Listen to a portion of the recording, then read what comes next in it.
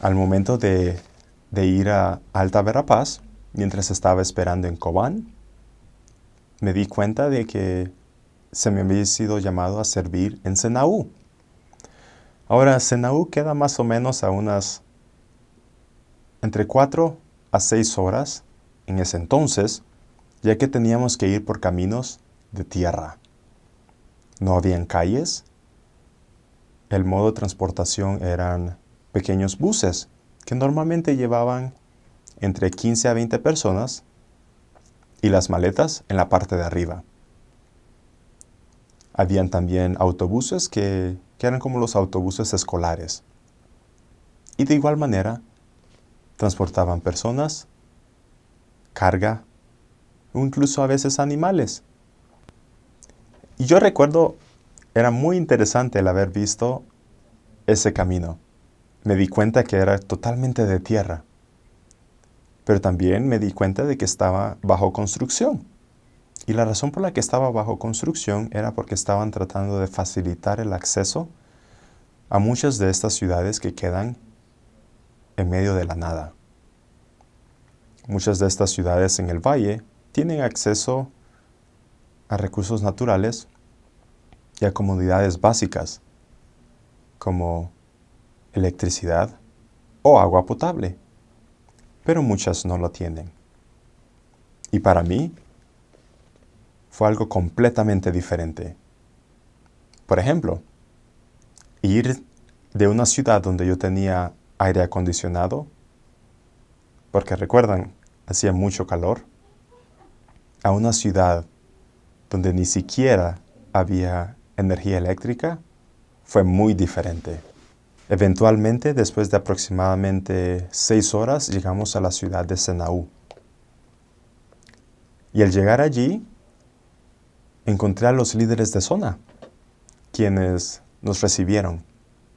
Y recuerdo que éramos 2 de nosotros que íbamos, 2 nuevos misioneros que íbamos a esa área. Pero al llegar a esa ciudad, todavía no conocía a mi compañero.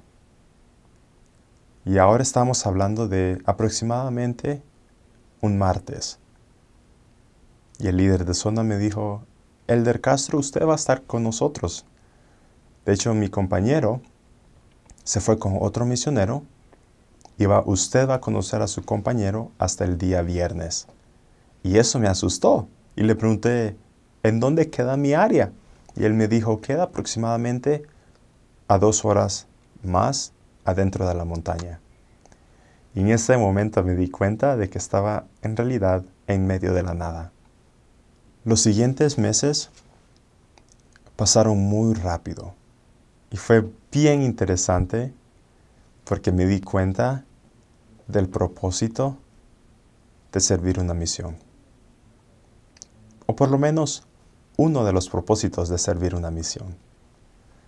¿Recuerdan cómo comenté que en ese momento mi llamamiento se cambió para que en vez de servir hablando español, ahora iba a servir hablando quechí? Ahora, algo sumamente interesante de la cultura guatemalteca es la habilidad que han tenido de mantener vivas sus culturas. Y digo culturas porque hay diferentes idiomas o lenguas indígenas que están vivas. Lastimosamente, en Honduras también las hay.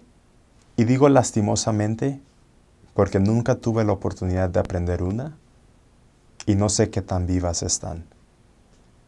No sé lo que mi gobierno o el Departamento de Educación están haciendo para mantenerlas vivas y ayudar a estas personas a poder continuar con sus raíces. Pero el país de Guatemala es su cultura y ellos desean mantenerla viva al enseñarla en las escuelas, y los niños aprenden ambos, la lengua materna y el español.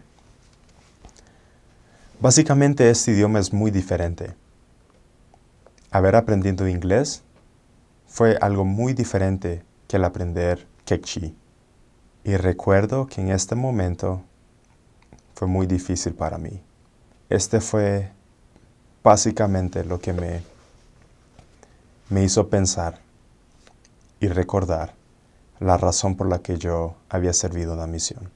Recuerdo arrodillarme y decirle a mi padre que no sabía qué hacer. Yo recuerdo muy bien una noche en particular, en donde había estado sirviendo como misionero, tratando de aprender el idioma por más de 3 meses. Y todavía no podía hacerlo. Lo más que yo podía hacer en ese momento era recitar una oración que había memorizado y compartir un testimonio muy básico que había memorizado. Pero todavía no podía entender y no podía comunicarme con las personas. En ese momento yo recuerdo pensar, no puedo regresar a casa, no quiero regresar a casa. Yo pensé que porque yo sabía inglés, hasta ese entonces, que iba a ser muy fácil para mí aprender un tercer idioma. Pero estaba muy equivocado. El Señor deseaba de que yo aprendiese humildad y que recordara de que yo era instrumento en sus manos para hacer su obra. En ese momento yo aprendí de que yo no había sido llamado para enseñar a las personas.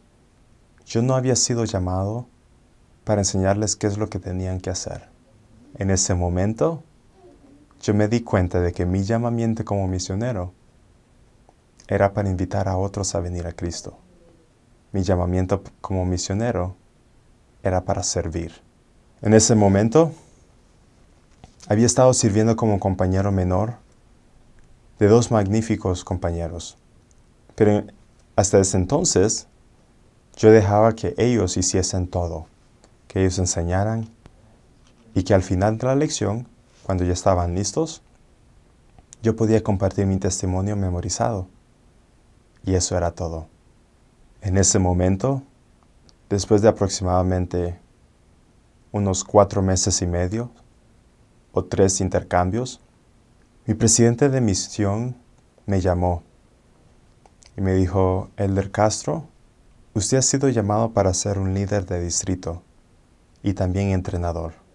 Y en ese momento recuerdo sentir que me estaba tragando la tierra, porque no sabía qué hacer. Hasta ese momento yo nunca había compartido una lección completa, ni siquiera una parte por mí mismo, porque había estado necesitando ayuda. Hasta ese momento, lo único que podía decir era, hola, ¿cómo está? ¿Cómo está su día? En el idioma de la misión. Y no había hecho nada más. Hasta ese momento, yo no tenía que preocuparme por nada, porque se lo estaba dejando todo a mi compañero. Y en ese momento, me di cuenta que las cosas iban a cambiar, y muy rápido.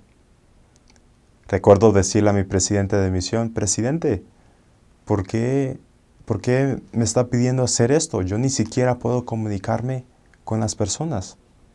Y recuerdo muy bien cuando el presidente me dijo, Elder Castro, yo no lo he llamado. Usted ha sido llamado por Dios. Y eso me dio la fe para poder seguir adelante.